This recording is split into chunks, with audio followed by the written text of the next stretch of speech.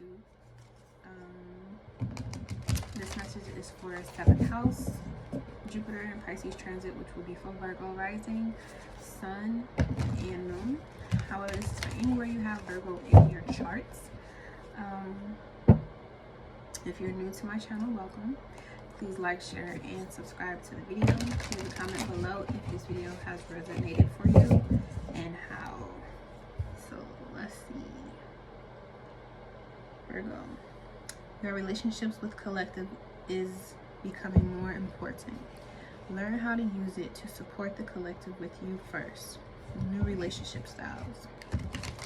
Okay, so this is about you allowing the world to support you in your change in relationships, but also not allowing relationships to drain you or leave you to a point where you're overly sacrificing in relationships, but you're not feeding yourself enough energy.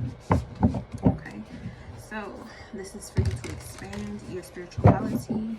This is for you to start carving out what type of relationship you will have with your divine nature first, your inner guidance system first, so then you can set up the rest of your relationships to reflect that comes first for you, and that will also help you with establishing relationships, choosing friendships, personal relationships, business relationships, any kind.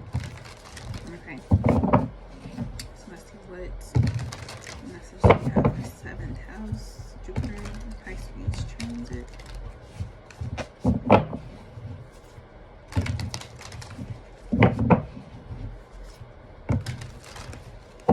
And this is also going to test the relationships you do have. Do you truly have faith and trust in the relationships you hold right now, or are you just allowing them to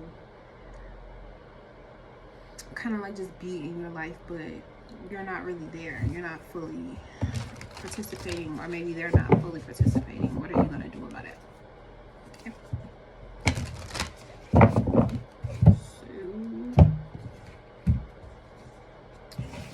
First, we have Neptune, sacrifice.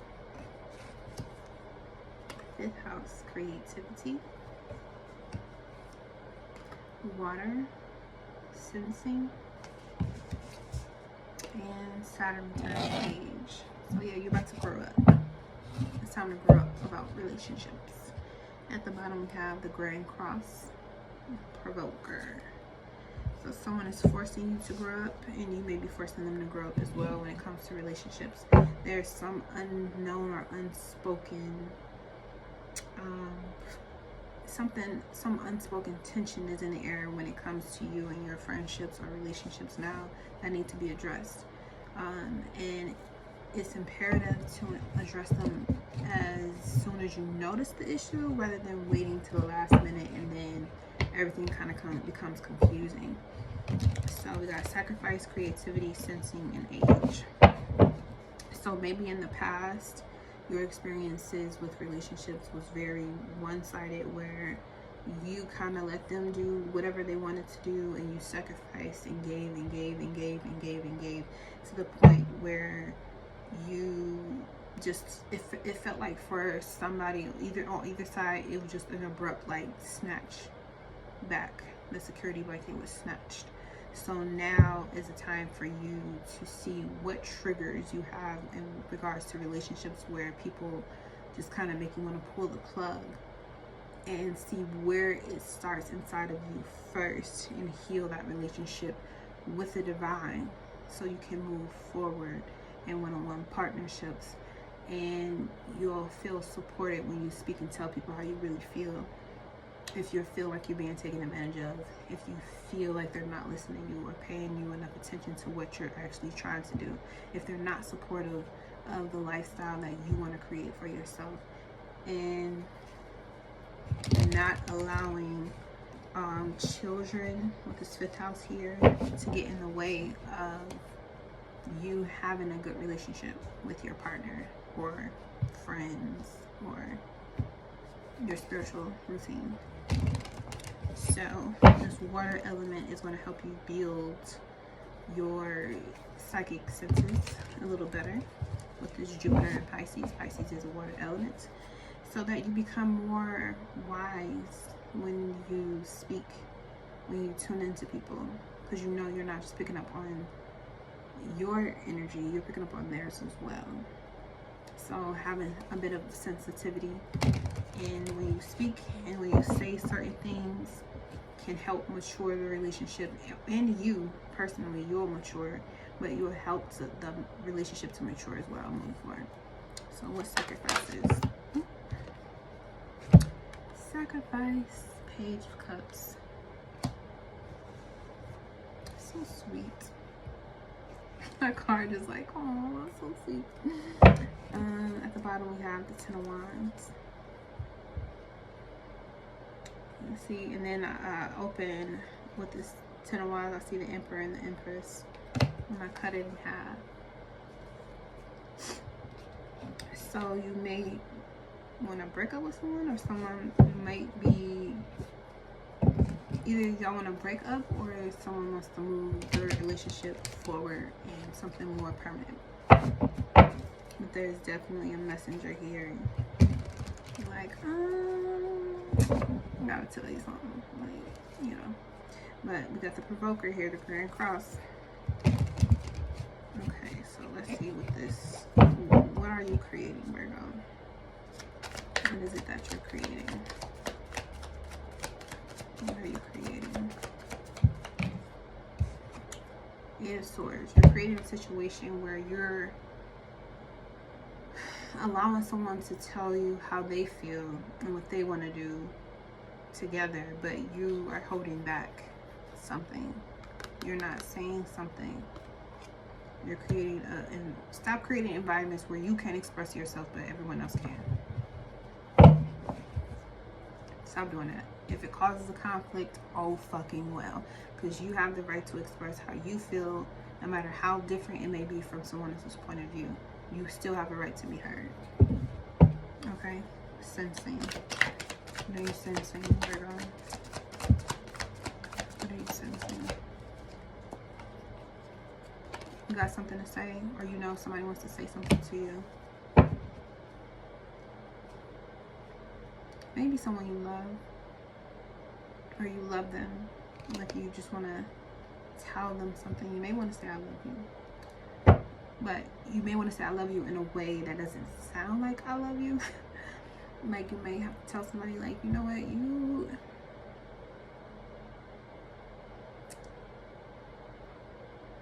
you're very beautiful.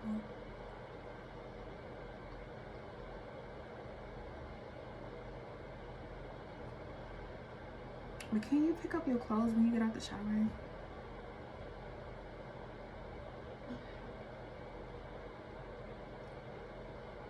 I love your music. But do you have to play it so loud in the morning? Like, we're not all the way up yet. Like, that type of stuff. Like, yeah. So it's like they come say something to you and you're like, oh, okay. But then when it's your turn, it's like all hell break loose. Why is it one-sided? Or this could be you. You may have an issue with allowing people to express themselves and how they feel, and they feel trapped in their head, not knowing what to do. Allow them to say how they feel, and don't take it personal. That's just how they feel. They feel, and this is vice versa. So, what do we end up learning in the end? Let's see. High Priestess. So it looks like over time you end up seeing the darker side of yourself and others, and you know.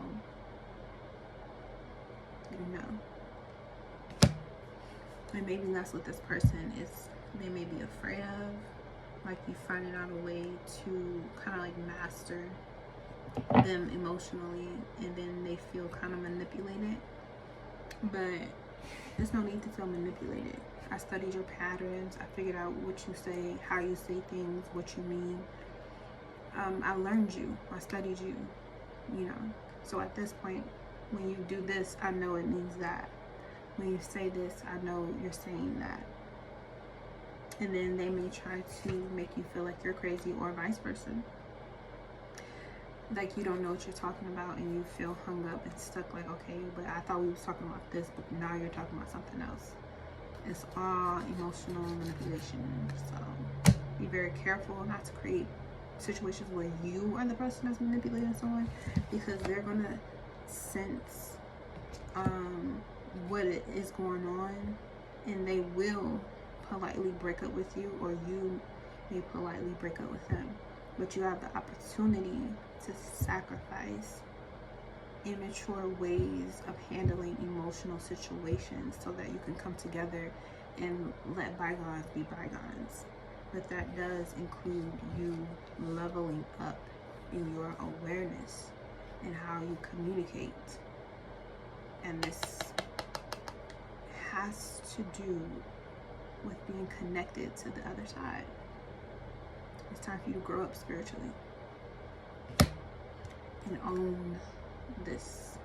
Own your darkness, own your shadow, own the part of you that may not be the sweetest, but it's the truth. Own it. Okay, let's see, what activation card do we have for you guys? What activation card? What activation card?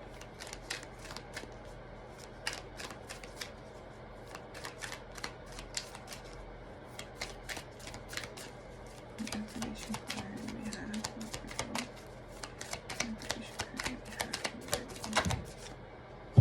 Ooh, this is pretty. Ascended Master Jesus Christ and Rosafia. Meaningful sacrifice. Meaningful sacrifice. I joyfully release what has been, so I am open to what needs to be. My soul knows how to receive so it can give, and to give so it can receive. I am a surrendered channel for grace.